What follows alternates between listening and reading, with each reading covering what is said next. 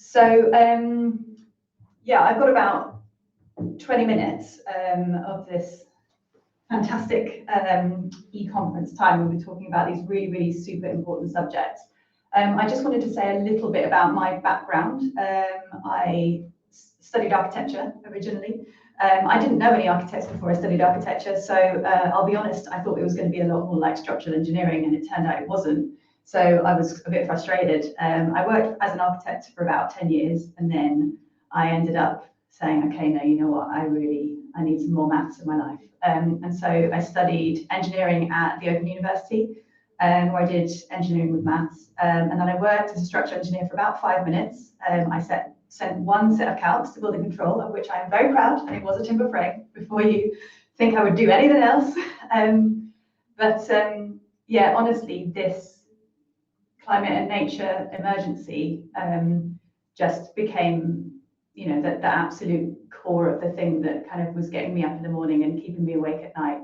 And so my career has moved more and more into focusing on that and doing that as a designer, as an engineer, as a writer, as a journalist, like all kind of aspects of my life. And then earlier this year, I got this amazing new job as chief exec of the UK Green Building Council. I started about 3 weeks ago, so I'm new. So don't ask me too many probing questions about exactly everything UKGBC does. But I'm really proud to be here as part of this organisation that are doing incredible work to kind of advocate for change, working with sort of policymakers and politicians to convene the industry as a whole. So we have over 700 members, and what's really amazing about this membership is that it's architects and engineers and project managers, but then also investors, developers, banks, you know, all kinds of different people who are involved within the built environment. And as kind of Moiwa and Spider-Man have said, you know, great power comes great responsibility, and all of us within this wider built environment ecosystem have huge power and therefore huge responsibility. And so really what the UKGBC is about bringing those people and those different organizations and different perspectives together, and together we can sort of empower each other, help each other sort of change the things that we need to change about our own operations and our own practices, but then also together speak to wider audiences, sort of the public, politicians, in order to change things for the better, because we really do have, yes, a not the positive, reciprocal, beautiful relationship with the rest of nature that we need to have. So like there are a lot of things that the UKGBC has done over the years to sort of advance this work, but I wanted to pick out a couple of things that I think are particularly relevant to the conversations that we're having today. So the first thing is the whole life carbon route map, and many of you may have been involved in this in various ways, because it was a huge effort across our membership, huge numbers of people involved in kind of research and putting things together and so on. But really, you know, this was done throughout 2021, and it was launched at COP26. And the idea with this work is to really understand where are we now in terms of the footprint of the built environment. So, for example, this kind of figure of 42% gets bandied about quite a lot. And yes, that's the sort of footprint if we include surface transport. But even if we don't, still 25% of the emissions are controlled by the built environment. So that's a huge impact. And of those emissions, 48%, almost 50%, are operational emissions from our homes. So telling us a huge kind of wake-up call really there around what we need to do to retrofit our existing building stock. But then also 20% of that is the embodied carbon of all buildings. And I think it's been really amazing the way that the structural engineering profession kind of as a whole has picked up the kind of the story and the campaign around embodied carbon. It's really brilliant. But of course, there's still a long way to go. And what the whole life carbon route map was about was trying to trace a path to 2050 and figure out what that sort of might look like. Because if we continue with business as usual, we're not going to get anywhere near zero.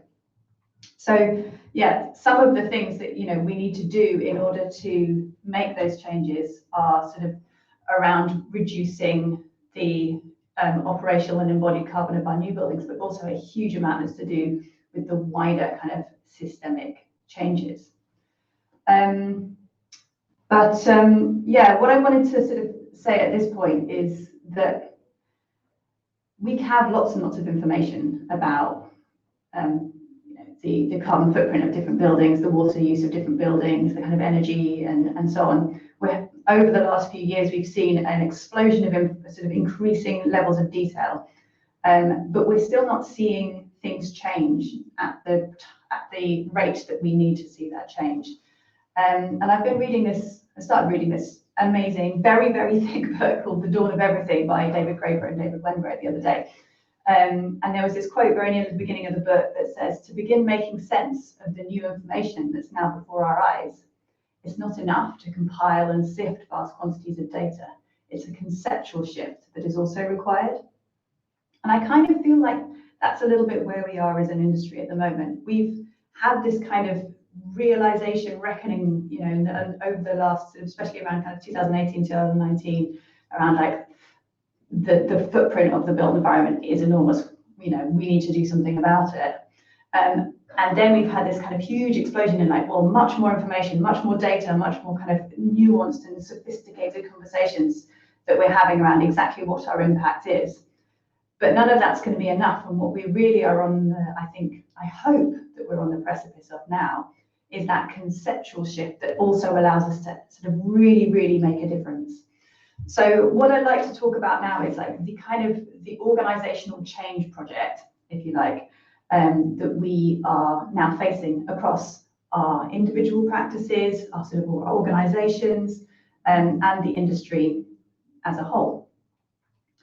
So at UKGBC, we sort of think about this journey that any organization might make towards sustainability, and we sort of roughly map it around these 4 stages. So, you know, initially maybe people are motivated, or organizations are motivated by compliance, sort of like mitigating the risks, making sure that we're complying with legislation, thinking about the legislation that may be coming down the road and making sure that we're kind of set up for that. And that's obviously important, but that's not going to get us anywhere near far enough. So then a lot of organizations will sort of then move to maybe the next stage around, well, let's be a bit more responsible, let's minimize our harmful impact, let's create sort of some net zero outcomes, but maybe they're not always that holistic.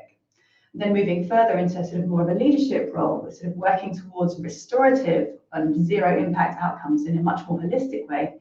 And then finally thinking more like, let's be really pioneering, let's work towards regenerative and net positive outcomes that are holistic in all impact areas. And that's where I get really excited, because then it's not just that we're thinking about sort of carbon budgets and sort of seeing how much we can get away with, but really thinking about like, how can we have a positive reciprocal relationship with the rest of nature? And that's where, you know, that's how we make things genuinely, literally sustainable. We can keep doing things.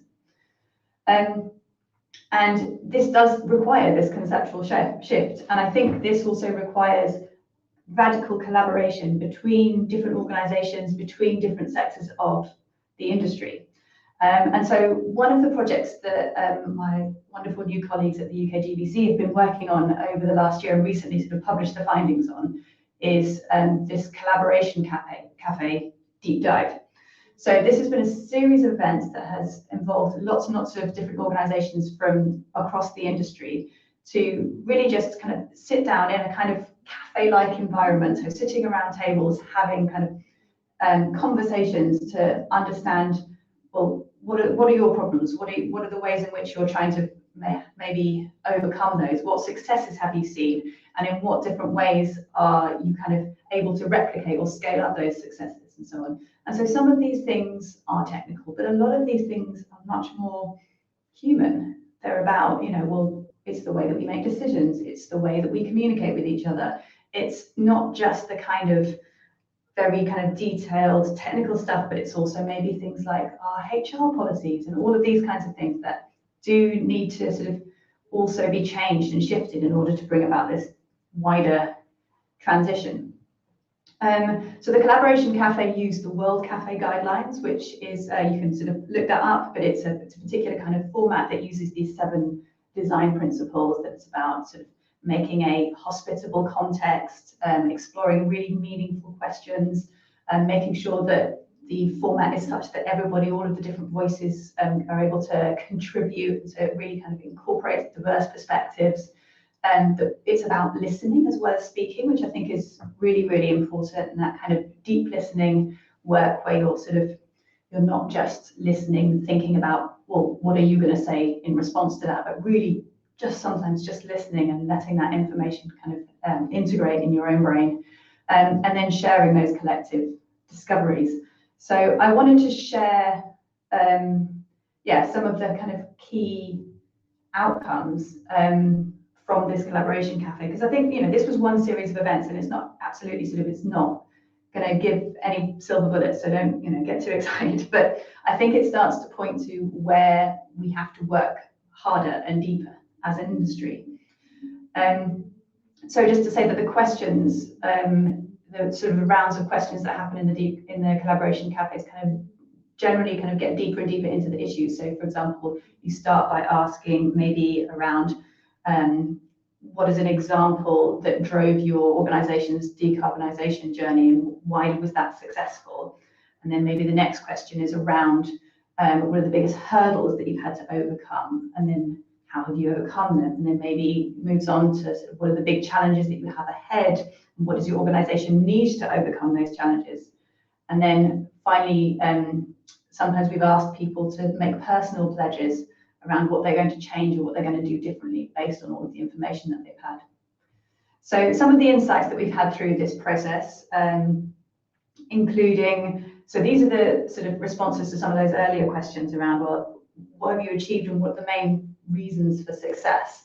So for example, leadership buy-in and endorsement, or overarching shifts in organizational purpose, culture and behavior, and collaboration. These were the things that have kept coming up, and they're so important. And it's interesting because I don't think they often come out as sort of the things that need to be done first. When we're in these kind of meetings, I often hear people talk about, well, we need more data and we need more kind of information, and if we just had more confidence in the data that we had, then we could really make a change. And I'm not saying that those things aren't important, because they absolutely are, but I think some of this kind of organizational change is going to make the bigger difference, and it was really interesting to see that being sort of reflected back to us.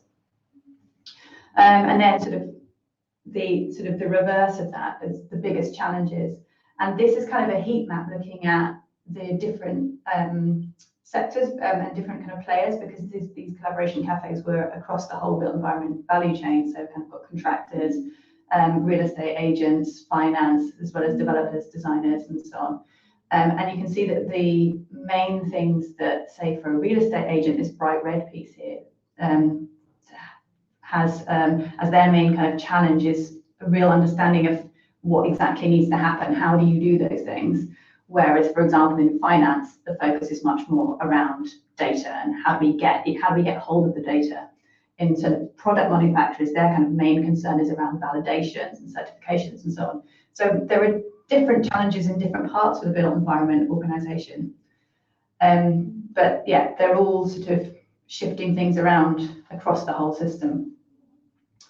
So how are your peers doing? So we didn't actually, another important piece of work that we have historically done at UKGBC is these 360 reviews, and that we've done that for all of our Gold Leaf members. And so of the 700 odd members that we have, we also have almost 70 members who are Gold Leaves, who are sort of more deeply involved with our work. And we've really analysed the sustainability strategies of these Gold Leaf members. And so looking at, structural engineers will fit within our kind of design and technical advisors category. And so we thought it'd be interesting just to share a little bit about the key things that your peers are doing, so that you can know how you're measuring up to each other. So for example, signatories to the Race to Zero campaign is something that designers and technical advisors are sort of highly represented in, having 1.5 degree aligned near-term science-based targets, taking actions to mitigate emissions beyond your own value chain, which is really, really important and makes sense here because we're thinking about, for example, our projects as well as what paper we've got in the printer. And then implementing those nature-based solutions. And those are the areas where designers and technical advisors are sort of above average compared to the Gold Leaf membership as a whole. And then the areas where sort of it's seeming to be sort of less of a priority are around reporting and measuring socio-economic impacts on projects, reporting in line with TCFD recommendations, reporting physical risks to climate change to the business, and yeah, some of these issues around sort of transition finance and so on.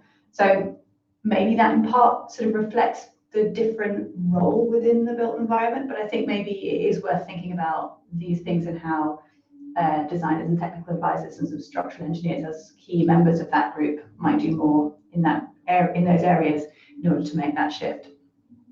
How am I doing for time? Okay, so I think what I would love, I guess, to come out of this, other than of course you all joining up to be UKGBC members immediately, because there's a new chief exec, it's really important I get some new members. but seriously, what I would love for you to sort of take away from this is to maybe think about how you could have a sustainability strategy, not just for each individual project, but for your organisations as a whole. And so in my previous role at Bureau Happold, this is something, and I know there are some BHs in the crowd, so hello. This was something that we spent a lot of time on, and very, very high level, the kind of questions that we needed to ask in order to do that were firstly, where are you now? What are you doing well? What are you doing badly? What's the context for your current reality? You know, really understanding where are we. Then where do we want to be? What's the organisation's vision for the future? And that's where that purpose piece really comes in as well. What does success look like? How will you maybe measure the sort of the impacts, not only the kind of the bottom line, but also, you know, the genuine positive impact of your organisation's operations and projects and so on. And in what context might the success bear out? And I think thinking about the wider kind of scenarios, climate change scenarios, the socio-economic impacts of those climate scenarios is really important there as well. And then once you know where you are and where you want to be, then it's about how you get there. What are the barriers? What are the things that will help you? What are the risks, the costs of inaction, and so on?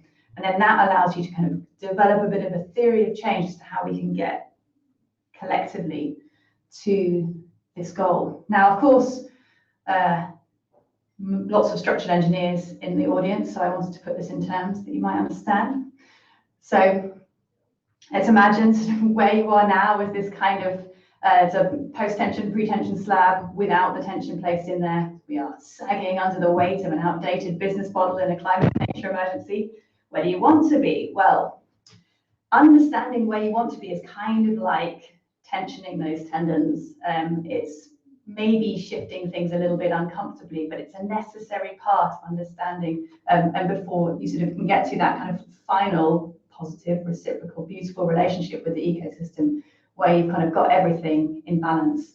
And the reason I wanted to use this metaphor because I wanted to acknowledge that really understanding where you are now and where you want to be and noticing that discrepancy does create tension, and that can feel uncomfortable. But I don't think that's a bad thing. I think it can be quite a like positive and generative thing. That can be something that you can kind of use to empower and generate that change that needs to happen. So maybe this is a positive thing. And then I guess I also wanted to say that this is absolutely something that we need to work across the industry in order to bring about this change.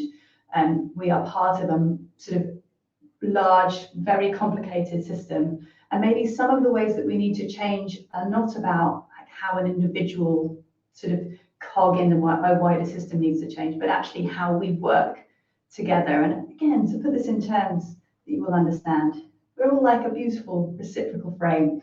So we can't just change one item here or one node or one member. We need to sort of change together.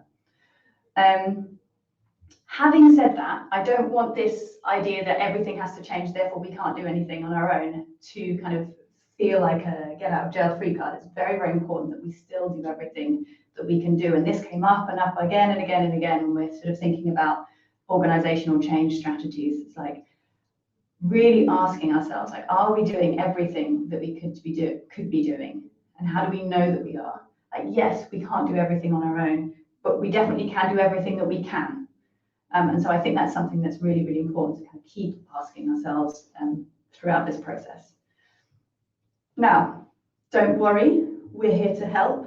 There's lots of fantastic resources on UKGBC's website. There's the whole low carbon roadmap that I've already spoken about. Lots of work that we've done on circular economy principles and unlocking those system barriers there as well. Lots of sort of learning guides and also opportunities to collaborate through things like the Solutions Forum and collaboration cafes.